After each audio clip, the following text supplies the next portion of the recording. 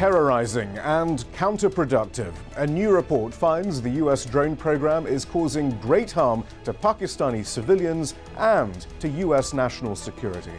You're watching Inside Story Americas from Washington.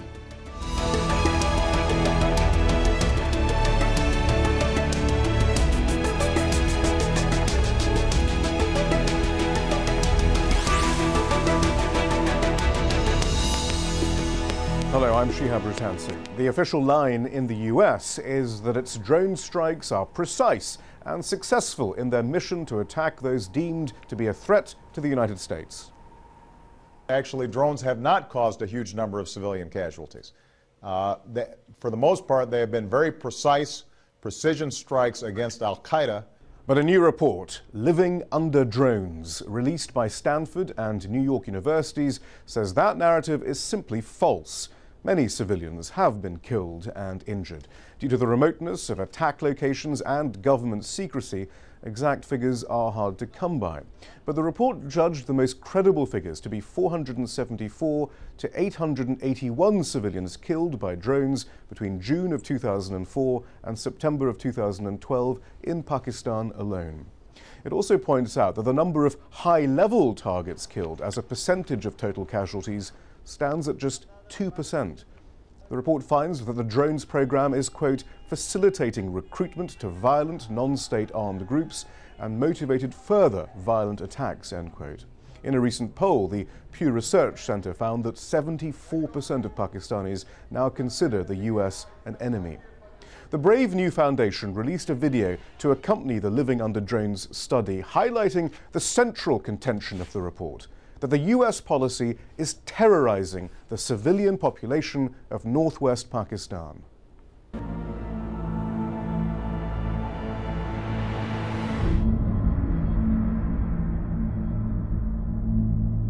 One of the things we found is that there are entire communities who live in areas where drones are flying overhead 24 hours a day, 7 days a week at times.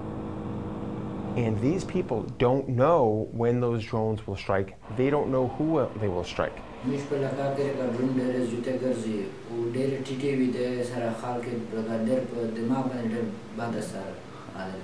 The result is symptoms of psychological disorder, of trauma, of severe anxiety, and of dysfunctionality. We heard stories of people who won't leave their houses. The drones شیما د زمون په علاقه باندې لکه ډېر زیات اثر ورزولې اکثر خلک باندې خو دومره زیات ذهني پرشر نه چول شوی دی چې پېښور ته ډاکټران ته دي درومي.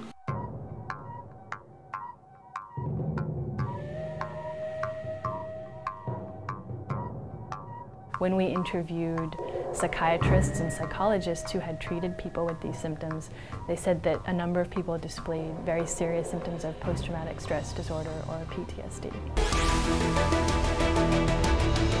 So what are the consequences of the US drone program? To discuss this, we're joined from Stanford University by Omar Shakir.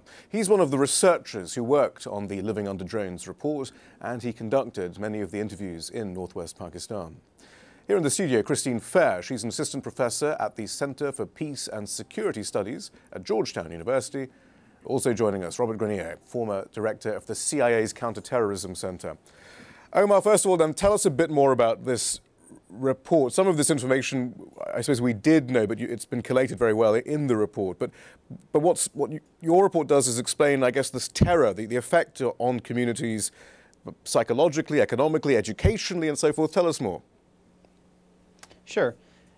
The mainstream U.S. debate has depicted drones as precise surgical weapons that are a key part of the campaign to counter terrorism internationally. What we really thought was missing from this mainstream debate was the voice of those that actually live under drones, the perspectives of those communities that has been largely absent from the mainstream U.S. debate. So our report, we went to Pakistan in two separate investigative trips. We interviewed 130 people, including 70 that have direct experience with drones. Those include those that have been injured themselves in strikes, includes those that have lost family members. fathers, mothers, sons, and daughters in strikes, and those who live in communities that have drones flying overhead 24 hours a day. And what we found surprisingly was that the mere presence of drones overhead, even among those people that haven't directly been affected in strikes themselves, has caused significant trauma among civilian populations. We spoke with doctors, humanitarian workers, who told us about the effects that range from anxiety, post-traumatic stress disorder, and a range of other conditions. And these kind of effects have really affected everyday life in North Waziristan. We heard from many that live in these communities about how it's affected educational systems. You know, many admitted to us, and I should mention they were embarrassed to admit to us that they had to pull their children from schools. Others reported to us about how they're afraid to congregate in groups of more than 2 or 3 people, because not only have drones targeted, high-level targets, which mainstream studies put at about 2% of casualties, but in many cases have gone after people based on patterns of behavior that are unknown to the communities that live under drones. And that has affected other aspects of life, including jirgas, which are a key community institution in the federally administered tribal areas. And communities have been unable to go to this key tribal adjudicatory body to resolve their disputes. And effects have also taken place in people being afraid to attend funerals. And in many cases, family and friends being afraid to go and rescue others from strikes for up to 6 hours after they take place, in light of the U.S. policy of secondary strikes. So I think really what we found most surprising in our research were these undocumented effects on everyday life, holding entire communities in a state of real terror. I mean, and beyond that, actually, it was interesting to note, I suppose many in the media could have found this out for themselves, though, that the blast radius of Hellfire missiles is 15 to 20 meters. Of course, there's shrapnel beyond that, which particularly, can affect so many people. This idea of pinpoint surgical strikes is perhaps a misnomer, especially with the architecture of the compounds which are often being struck.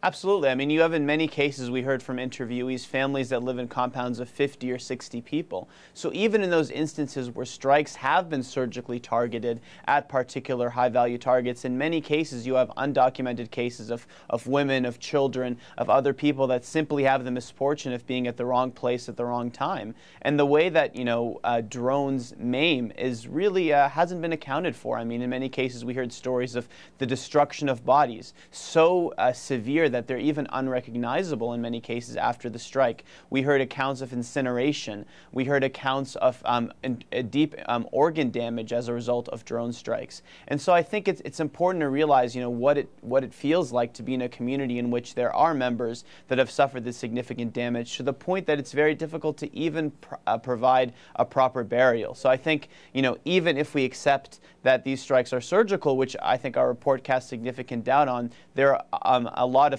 undocumented effects that are taking place. Christine Farr, in the past you've argued that because we don't have exact casualty figures and you find local accounts of what happens on the ground lacking credibility, that we should in many ways just trust the authorities and the CIA. No, actually that's a caricature of my argument.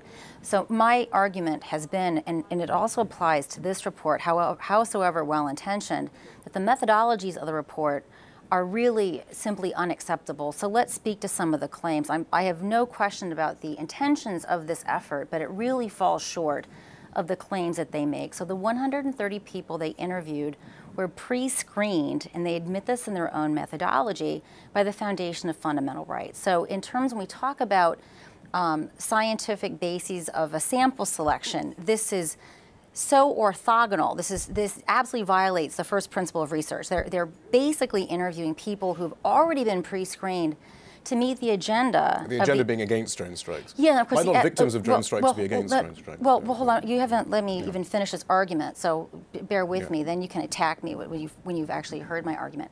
So the Foundation for Fundamental Rights is an avowedly advocacy organization against drone strikes. So they've found 130 people who are then interviewed. Now, many of the claims that we just heard, unfortunately, have not been independently verified. And this, again, is where I get to be the mean methodologist, because that's my job. I teach this class at Georgetown. So, for example, let's take some of the claims about the munitions effect. I would find not only their report, but the efforts of BIJ, which is also reflected in the film you just showed, to be more credible if they actually had a munitions expert. So the Hellfire missile actually has many different kinds of capabilities. Now, the one thing that he did say was true. A Hellfire missile could come into this room, break the window, incinerate all of us. There would be nothing to bury, but the building itself would be intact. Some of the injuries of shrapnel, people again forget that where the drone strikes take place, with the collusion of the Pakistani authorities, I may add, they're taking place where, well, actually, the ISI gets every single tape of every single drone strike. Right there, You know this for a fact? Of course I know this for a fact. Otherwise, I wouldn't be sitting here making an arse of myself saying so on television. For a fact, the ISI gets this. So this is one of the. We'll get there in a second about the different collusive forces that keep this in silence. But I want to go back. I want to. Where I am. Yeah. We're getting there. So these have been individuals pre-selected. These have not. None of their reports of injuries or their accounts of these events have been independently verified by talking to munitions experts who can talk about weapons effect. Now, this is very important. Why? Because the drones happen where there's also a very high level of Pakistani terrorism. Suicide bombings, we have bomb factories that blow up, killing many people. There's also in areas where drone strikes are taking place, conventional Pakistani military accounts. So many of the injuries that BIJ shows in its various documentary evidence are much more likely to be explained away by these other kinds of attacks. So you simply, just because someone says that this is true, in my experience working in Pakistan now since 1991, doesn't mean it is true. I also know in for this fact, environment of complete opacity, then I mean the same could be said for what you're saying as well. Right? We don't know for sure. So this is why, for example, this is in the ideal world. This is how this has to be done. We need to know who the U.S. and ISI are targeting. We need to know who. First of all, before we move on, Omar, you better respond to some of those points. You know what? Absolutely. I think Christine's argument has been very typical of those in the administration and others who simply dismiss findings about civilian casualties by attacking the messenger. And I think that this study was led by 3 professors at Stanford Law School and NYU Law School, included a team of researchers that spent 8 months not only talking to victims, and I may add that Christine mischaracterizes the report. Of the 70 that we interviewed, only 9 were clients of the Foundation for Fundamental Rights, and our sources for contacting the other 130 varied, included journalists, NGO leaders, tribal leaders, many others. But I think more significantly is the fact that if you look at mainstream reporting and even some of Christine's own work, the majority of their accounts rely on anonymous officials, right? And we've seen consistently, we document in this report, several instances in which anonymous officials have given accounts, including cases where Pakistani officials have claimed credit for strikes, including one in 2006 that killed 69 children at a school that later proved to be U.S. drone strikes, in fact. And I think if you look at the kind of research we did, which involved talking to victims, but also involved reviewing, books and reports and legal documents and speaking to a wide range of stakeholders, I think you will find that to be quite a contrast to the way in which many media sources have reported on this issue. Out of curiosity, I mean, by the way, again, both of you have mischaracterized my position. I say we don't know who's being killed. And but therefore we should give the benefit of the doubt to anonymous sources in the administration. In the absence of evidence, what we are all doing, we are using our own access to privileged information to make an informed decision about a type 1 versus type 2 error. That's the point then. But my point, he's the researcher. He's authored this report. He's making claims that he can't substantiate. My question is very simple. It is not difficult to bring munitions and forensic experts to look at the kinds of injuries, to look at It is to the Fatah, to the federally No, that's not my point. They didn't go to Fatah either. All of these interviews were conducted in the major... No, most of them were in Rawalpindi and Lahore, Karachi. None of them went to Fatah. And by the way, the film itself is mischaracterizing. Drones are not terrorizing Northwest Frontier Province. They're terrorizing, if we may accept that language, because they're also being terrorized by Pak terrorism, as well as by Pakistani military operations displacing 4 million people. But it's a very small area that we're talking about. Why can't they bring munitions experts? Why can't they bring people who can actually look at injuries, forensic experts, with them on these teams to at least attempt to verify? I'm not... Very quickly, Omar, why didn't you bring a forensic expert on or a munitions expert, for example? we spoke to a range of different stakeholders, doctors, humanitarian workers. I mean, and Christine can sit here and say, why didn't you talk to X or Y or Z? We're not going to. But I think the issue here, I think the real issue here is what is Christine is, I think, repeating, the practice of the administration that the New York Times reported on in May of 2012, where they assume that any military-age men, absent evidence after the fact, is a combatant. So don't ascribe assumptions to me. And I think to put the burden of proof on the communities who should we that trust? themselves have been terrorized. Robert Grenier, as a former CIA counterterrorism person, a lot because of the opacity of this, it is in the end about who we trust. Should we be trusting anonymous officials, as is often the case in the US media, certainly, and in the US, who say, look, these people were probably up to no good?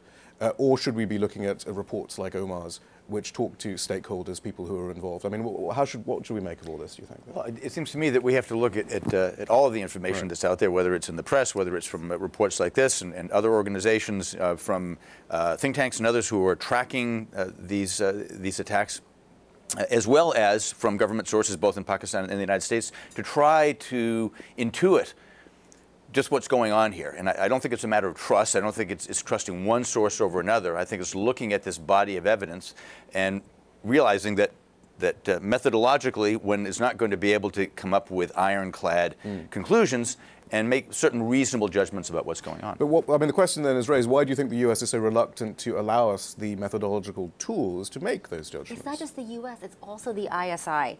People want to put all of the onus right, okay. of opacity. And the Pakistani military, or the Pakistani security services, and the US. They all don't want us to have this methodological access. Shouldn't we be skeptical at the very least about anonymous officials consistently briefing journalists and academics about how all those people being killed are the bad guys and the policy and so forth? The U.S. government, let's be very clear about Pakistan. We're not talking about Yemen or Afghanistan or other theaters. The U.S. government doesn't brief people about drones in Pakistan because the program's They brief people covert. on who is being killed, and their official methodology is, first of all, no, any adult male. Actually, what will happen is, any adult male is a militant false. unless proven posthumously not to be apparently from the New York Times. It's a Title 51 and if you can't identify them, then they're a militant. You're actually, there may be people who leak information. Right. But this is a covert program. It's illegal to acknowledge that it happens. It's illegal to talk about specific persons. Right. President Obama acknowledged that. President Obama has never said, with respect to any operation in Pakistan, we have targeted, he has talked about Yemen strikes. He has even joked about the drone strikes. But you will not find, you go to any press release, any press event at the U.S. Embassy in Pakistan, and journalists repeatedly ask the ambassador. I've known virtually every ambassador that served in Pakistan. They can't answer that question. Thankfully, we're in the age of WikiLeaks now. We have documents around Pakistan. And what you saw was a considerable degree of Pakistani complicity. Now, going to your point, why are they silent? This is not rocket science. So first of all, people within the State Department, including some ambassadors, want this program to be completely transparent.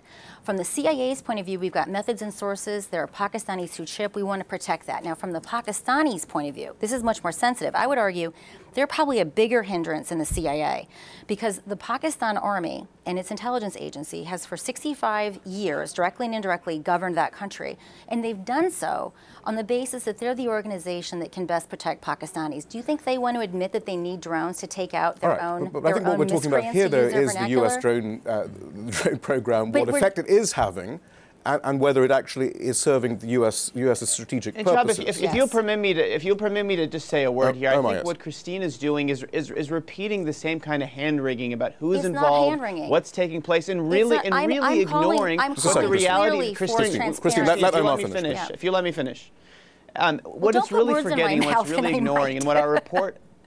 And what our report really wanted to bring back to the light is what is it like to live under drones? And I think we can sit here and say, is it ISI, is it Obama, is it Brennan? But what's really been missing from this discussion is the sort of narratives you hear that we document in our report. You know, what took place when strikes happened? What have been the effects on everyday community life? And I think those types of consequences have simply been ignored in this debate about who is involved, what's exactly taking place. And I think it's very important that factors prominently in our dialogue. And Christine seems to only want to focus on this: who said what exactly happened. Don't put words in my mouth. Let's move away. Let's move away from that, and our audience can judge what exactly has been said so far. But Robert Grenier, I mean, that's the point, though. This analysis of the drone strikes is also connected to the U.S. strategic interests in the region. It does connect, though, quite intimately to that. So it does. So what conclusions should we draw from that, then? Well, it seems to me, if we look at this as a body of evidence among other evidence that's available out there, it's not at all surprising to me that people in North Waziristan, and particularly in this rather concentrated area around Miran Shah and Mirali, where a disproportionate number of these strikes take place, would be living in fear of death from the sky. That doesn't surprise me. I mean, methodologically, maybe you can't make an ironclad case, but to hear evidence of it, it does not surprise me at all. And I suspect that may very well be the case. So then the point is then what strategy? I mean, when we hear phrases like, well, look, it's terrible, but it's the least worst option. The least worst option to achieve what exactly, I suppose, is the question that follows on from that, Robert. Well, it seems to me that much has been made, including in this report, of the fact that the number of these strikes, the frequency of these strikes, has increased greatly during the current administration. Just to cite an example, back during the time that I was responsible for this, there were far fewer strikes. Now, one of the reasons for that, I suspect, and I can only intuit certain things since I'm no longer privy to this information, that among other things, the circumstances have changed. The insurgency in Afghanistan has gotten much worse. There is a much larger number of individuals who are transiting across the border from Pakistan into Afghanistan to attack NATO and U.S. and Afghan forces.